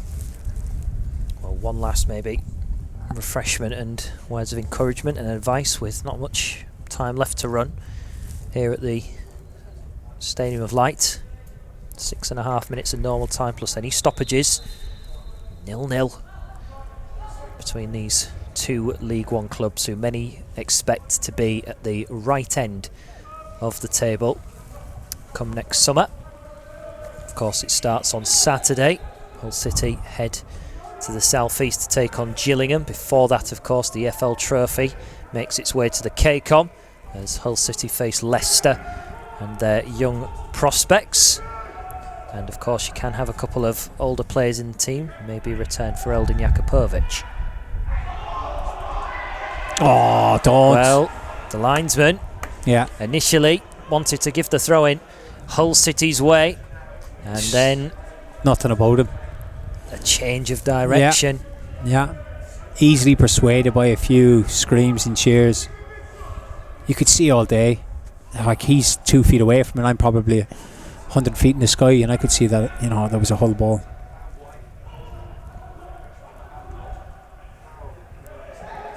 Well, the throw-in will now go Hull City's way, but it's about 15, 20, maybe even 25 yards further back than when Hull City should have had their throw-in. It will be long down the line by Emmanuel. Wilkes goes up for it.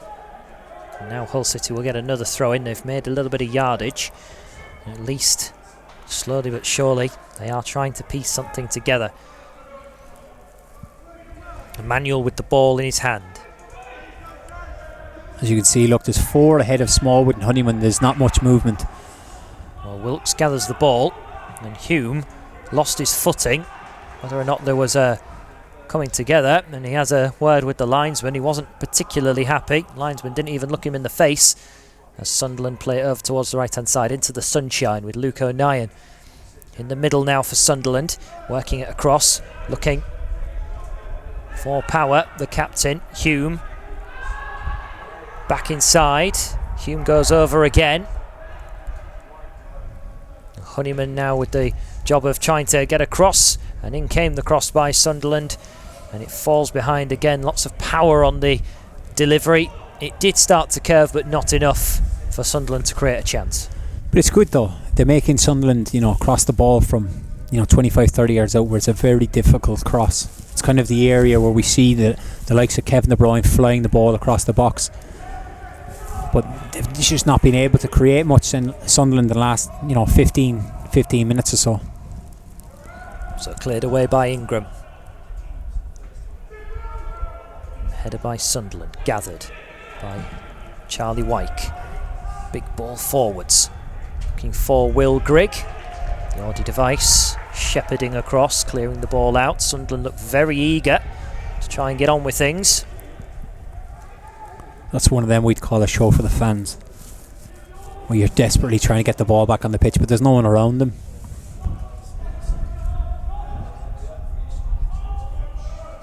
The ball doesn't bounce kindly from the throw-in, and the clearance has got far too much height on it rather than distance. Header by Sunderland. Keane Lewis Potter manages to angle the ball away up towards halfway. The minutes ticking by here at the Stadium of Light. This first round Carabao Cup tie.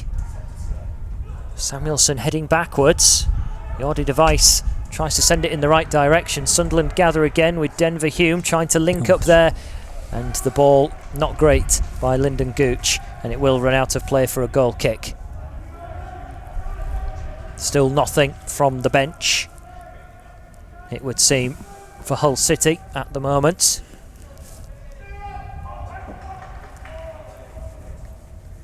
Grant McCann has not been very animated during this second half. Phil Parkinson just consulting with his assistant manager at the moment, just to maybe any last minute advice to see if there will be a last minute winner between these two.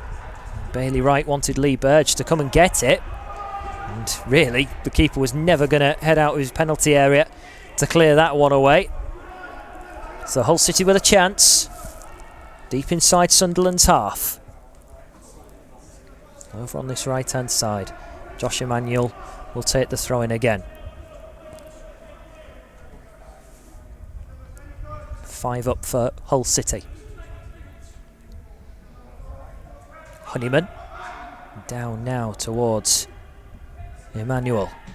Tries to whip in the cross. He looks a little bit annoyed with himself, but he's got another throw in. So I think he might have spotted, Richie Small, who was free there just off the referee, in a good position that he could have probably driven forward or played out to Brandon Fleming. It's a good turn by Honeyman. Samuelson, Doherty.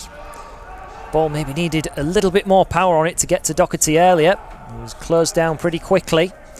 Here's Yordi Device, off towards Fleming. He's got a bit of time and space to work with. Brings it over the halfway line. Samuelson losing his footing. In the end, Doherty will just send it back towards Ingram. Hull City have to start again into the final minute. Fourth official will get his board out shortly, Jeremy Simpson, see how many minutes we're going to have. Again though, as Reece Burke is stepping out, everybody is kind of standing still. You need to get some mixed movements of one going short, one going in behind, and splitting them. Cause Sunderland the problem. It's all, at times for the Sunderland back three, they've not had to deal with different kinds of runs to kind of move them, unbalance them, create problems. Of course, look, we're in the dying minutes. Players are tired. They're building up their, match fitness.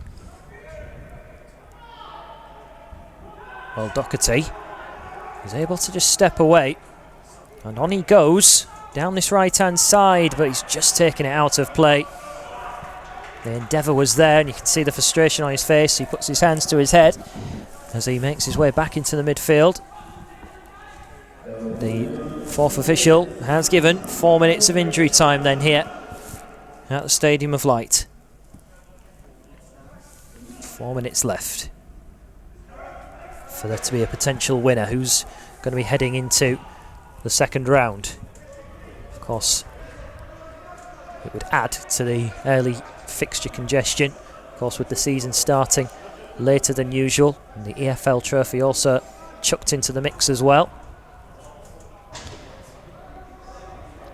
The winners of this one will play in the midweek after the opening day of the League One campaign. Emmanuel goes back towards Reece Burke.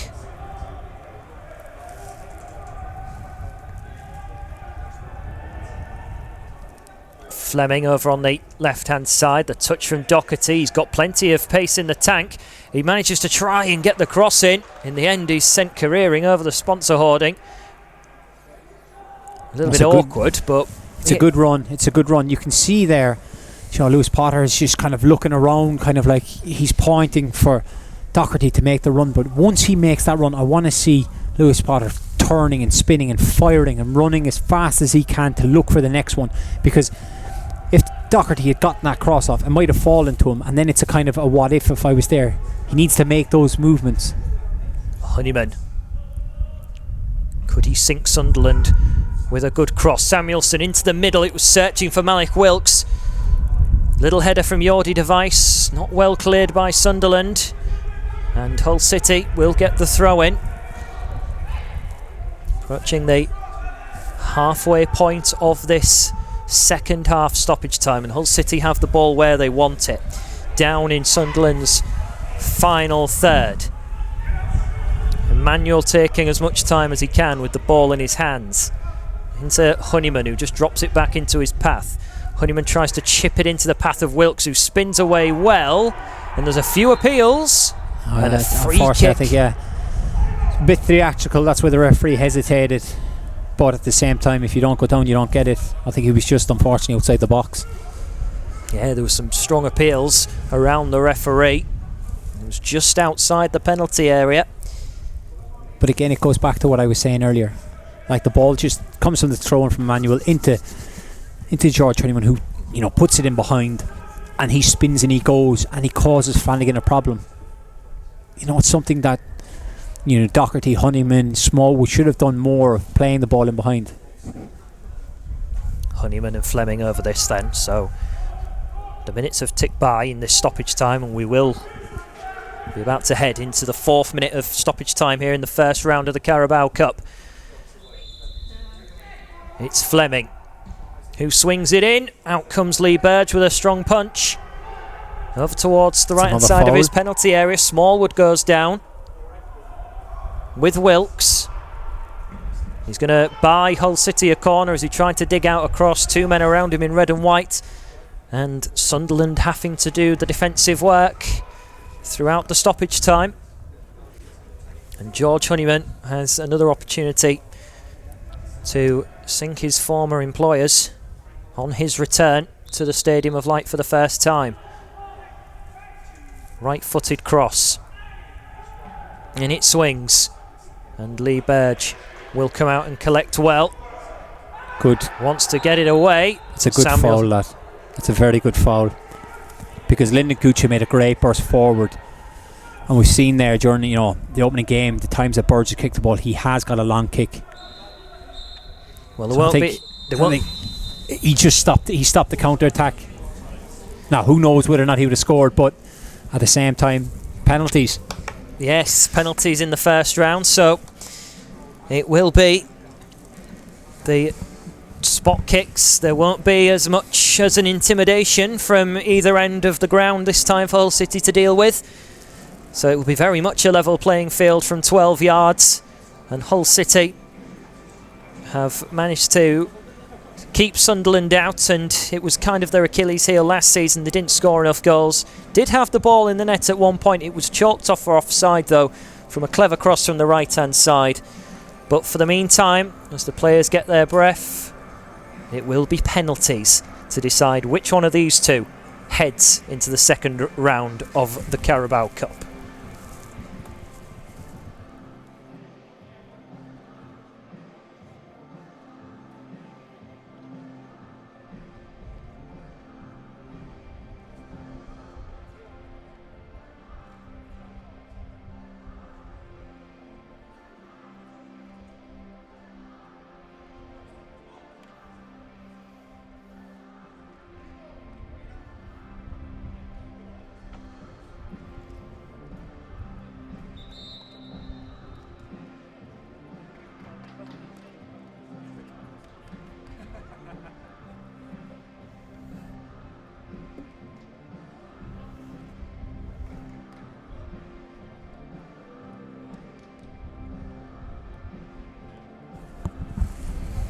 So penalty kicks to decide it between these two.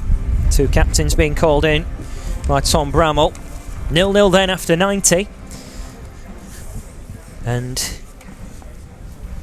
the opportunity for Hull City to make it into round 2. They, of course, lost in the shootout last season against... We don't need to know that. against Preston. But what I was going to say, David, you've been involved in a couple of League Cup shootouts previously. I have. What would you be saying to your teammates at this point? Don't change your mind. Simple as that? Yeah. Pick your corner, don't change your mind. You know, look, yes, I get it. You know, it is a tough thing to do. Some young boys there in the Hull side. But you're 12 yards out. You've got to just cleanly strike a ball. I remember the one that stands out in my mind is the Leicester game. If you remember back to it, Steve Bruce looked on the pitch and he couldn't spot 5 penalty takers, and we had a sub left and he turned to the bench. And obviously I'd taken a few before and he just said come on, and I remember I came on in the 120th minute just to take the penalty. I ended up taking the 5th penalty and scored the winner. And it set us on our way. It's just, look, I think overall, you know, this is a good standard base for Grant McCann to have. You know, the Carabao Cup it's a very difficult competition to win. You know, we've seen that in the times when I played, when we got to the latter stages of it. This is more a stepping stone, and if they can win this penalty shootout, it'll bring great confidence going into the first game next week. So, you know, I'm hoping not really for the progression of the competition, more for, you know, the confidence of the side. They had a tough time last year, and it would be nice for them, you know, to get a result here. Well, round 1 a couple of seasons ago, Hull beat Sheffield United in the first round, and it will be Sunderland to get the shootout underway, and Will Grigg will step up first, who missed in the 4th round last season against Oxford, which... Well, hopefully he's not on fire anyway. Let's see what he can do then. Confident run up, but saved by Matt Ingram. Perfect start for Hull City, and Will Grigg's woes continue from 12 yards. I think they call that the curse of the commentator, don't they? It's a poor penalty. It was certainly a touch of rustiness, wasn't they? Didn't manage to find the corner. Matt Ingram able, with his feet, to steer that one away. And the perfect start for Hull City. The silence inside the Stadium of Light as Malik Wilks now heads forward. Last penalty shootout he was involved in was the playoff semi-final with Grant McCann's Doncaster against Charlton Athletic. And it's a long run-up from Malik Wilks, and it's a confident penalty into the right-hand side. Nah, he just took his time. Bit of a funny run-up, but he's waited for Lee Burge to move, and he's just rolled it into, you know, the right-hand bottom corner. So can Sunderland, with their captain Max Power, give themselves the opportunity? He did score in that match against Oxford, and he slams it into the right hand corner to make it 1-1. Up steps the Hull captain Richie Smallwood. Well, from one captain to another, Richie Smallwood coming forward. Hasn't been involved in too many penalty shootouts, but certainly had a decent performance today in midfield. And can he keep Hull City in the lead with the second spot kick? He can. It's a great penalty. Into the bottom left corner, struck with pace. The keeper's got no chance really. And might just give the goalkeeper a little bit of course concern when it comes to his decision making next time. He's had one go to his right, one to his left, and Matt Ingram will step back forward. Of course, Lee Burge has not actually been involved in a professional shootout before today, and now Sunderland with their 3rd penalty, and in the end it does find the back of the net. Matt Ingram slumping to his right hand side. Yeah, O'Neill struck that well. It's kind of another funny run up and a little step in. Ingram kind of had already planted his left foot to push right, and then he just rolled it past him. So Samuelsson next.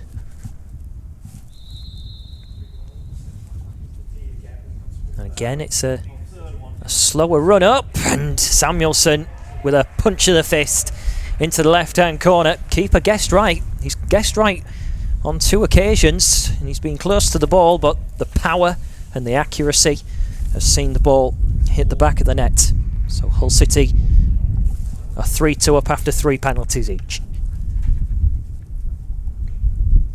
It's just a total different atmosphere with no fans here. It's so strange. You're expecting the fans just to try and rally the troops, but it is literally just them and the goalkeeper down at that end of the ground. Gooch makes it 3-3. That's the penalty of the lot so far. It'll open up the side foot, stick it in the top corner. Ingram doesn't have much of a chance with that at all. I wonder what reception George Honeyman would be getting if the fans... Oh, you can imagine there'd be a lot of booing here going on. Well, he hasn't got that distraction. Can he make it 4-3 and put Sunderland in a match point situation where they have to score their next penalty? A short run up, and he has put it into the back of the net. It's very interesting to note that the last three penalty takers have all gone bottom left corner. It's almost as if the goalkeeping coach has spotted something, or the players themselves have spotted something, because they've all struck them well. And the last one to come forward of the 5 will be Charlie White, the substitute. And he has to score to keep Sunderland's hopes in the Carabao Cup. And he's done just that with a powerful penalty. Any nervousness triggered into that penalty. And now it's up to the man who many believe will become our next superstar from the academy, Keane Lewis Potter. Here he comes with the opportunity as he places the ball down to send Hull City into round 2 with a clean sweep of penalties scored, and that is exactly what he does. It is a 5-4 win on penalties for Hull City. They head into round 2. Sunderland are out, and Hull City keeping calm and composed in a very strange penalty shootout atmosphere, and they have got the better of Sunderland, whose only penalty miss came from Will Grigg. No, it's, look, it was one of those performances that I think, yes, if you want to really deeply analyse it, you could pick faults at different things, but on the overall base of it, it's the first competitive game of the season. They haven't conceded, so you look at the positive, they've kept a clean sheet. They didn't create very good chances. They created a couple of half chances, which they can get better on. I think, the 90 minutes into a lot of players, tanks to kind of get ready for next week. And plus, look, there's no better feeling than winning a game. Yes, it is in the Carabao Cup, but at the same time, it's getting that winning feeling and that mentality back in of how you feel now, as opposed to when you're winning games and you can't see where the next win is coming from. Well, it's the first time Sunderland have been dumped out of the first round of the Cup for a while, only the 4th time since 1993, and they will have the league and the EFL trophy to concentrate on. They were runners-up in that competition, of course, not so long ago, and the attention will now turn to the league. But Hull City will head into that first league game with the knowledge that they have been able, with the aid of penalties, to put away one of the stronger outfits of League One. The final score after 90 minutes was 0-0, but Hull City are through 5-4 on penalties.